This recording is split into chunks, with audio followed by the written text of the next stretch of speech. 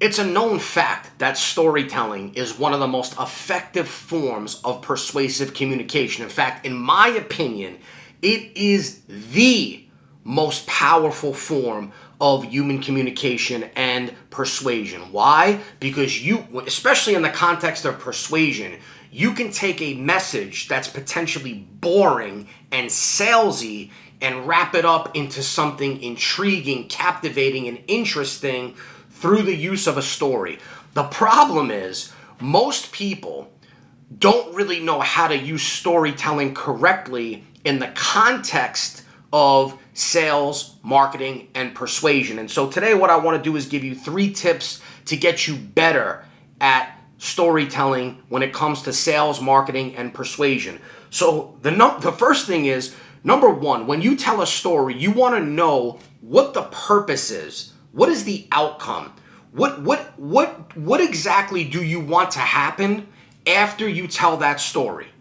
Do you want your prospect, customer, client to say something, do something? Do you want them to buy something? Do you want them to believe something? Do you want them to feel something, right? Is it an emotion that you're trying to create in them? Is it a belief that you're trying to cultivate in them? Is it a thought you're trying to get them to stimulate in their brain? Or is it an action that you want them to take? Do you want them to give them your email address? Do you want them to book a call with you? Do you want them to buy something from you? Do you want to ascend them into something else in your sales funnel or whatever it may be? You have to be absolutely clear on what you want the end result to be after you tell your story. Otherwise, the story could potentially go off in a wild direction and not make any sense and not get you the result that you're looking for. So that's number 1. You need to have a purpose and you need to know it in advance.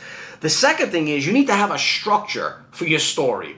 So every story should have a beginning, a middle, and an end. Now, in some cases, you might open up the story with what happens at the end, right? Or you might open up the story in the middle of the action and the drama and something crazy that happened, right? Or you might start the story by just saying like, look, there was this one time in 2003 I almost got killed. I flipped my car over and I almost drove it off of a bridge, but somehow I survived it, right? That actually happened to me. So like I could open up the story that way rather than saying like, you know, going in reverse and saying like everything that happened prior to that. But regardless of how I open up the story should follow a formula, a beginning, a middle, and an end. Why? Because the human mind is trained and expects a story to go in that order.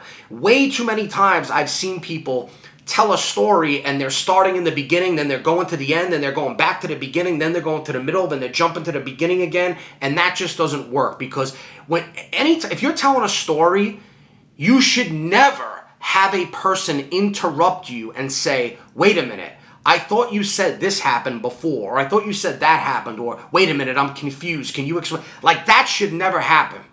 When you know how to tell a story the right way and you're following that structure and that formula, the person should just be sitting there listening, intrigued, captivated by every single word that's coming out of your mouth. And the easiest way to do that and the simplest way to do it is to make sure that you follow a structure. And then the third thing is you want to use vivid language with sensory details. So in other words, whenever you're describing something that's happening in the story, you want to be as vivid and as specific as possible when you're explaining the details of the story. So rather than just saying like, look, I was in the elevator and this guy walked in, you could say like this Spanish guy walked in and he was covered in tattoos and he was about 6'3", 240 pounds, right? That's a vastly different image than if you just say a guy, because now I could be picturing somebody that looks completely different, right?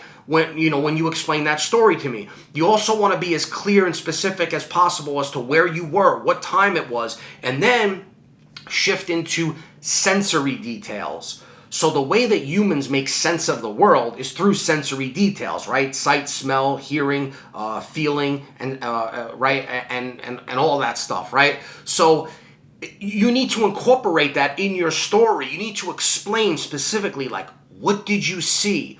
What did you hear? What did you feel? What did you touch? What did you experience? How did you feel when this happened? How did you feel when that happened, right? Because that enables the person, the listener, to project themselves into the story so that now they feel like they're actually part of it and they're experiencing everything that you were experiencing, or that the hero or the protagonist, who's the main character in the story, they're experiencing everything that that person experienced in the story, right? And so again, that comes with knowing, like, what do you want them to feel?